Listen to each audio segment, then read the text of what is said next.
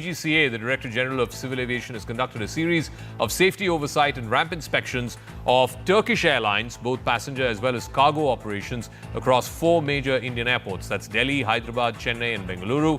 They did this from the 29th of May to the 2nd of June. The basis was to try and evaluate the airline's adherence to both domestic and international aviation safety standards. During the inspection, the DGCA claims that multiple compliance issues were reported against Turkish Airlines. This is what DGCA claims it has found against the airline.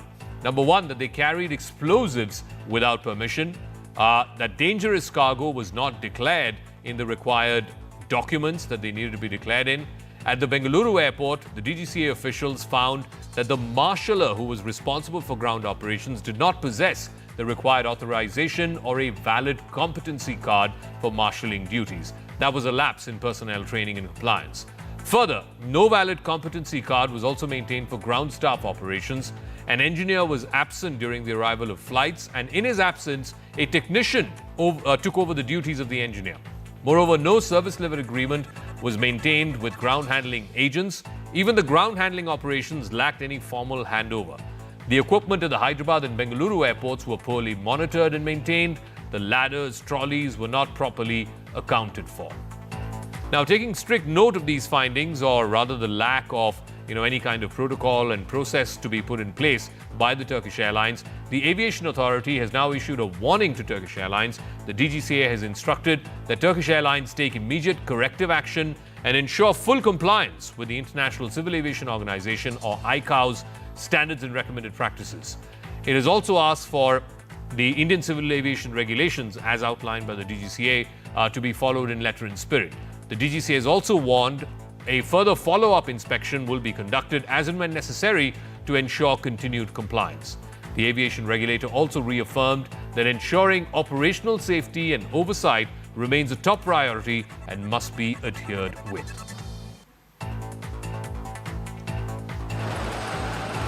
Detailed safety oversight and ramp inspections were carried out by Indian Civil Aviation Regulatory Authority, that is DGCA, Director General of Civil Aviation, against all Turkish passenger and cargo planes in Delhi, Hyderabad, Chennai and Bangalore airports between May 29th and June 2nd.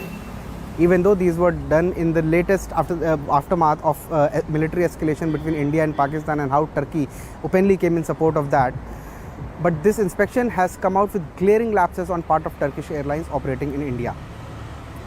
Now, to start with, marshaller competency was the first violation that was noticed. This means marshals are basically staff that guides an aircraft when it is on ground. They guide it on ground with hand signaling and other expertise.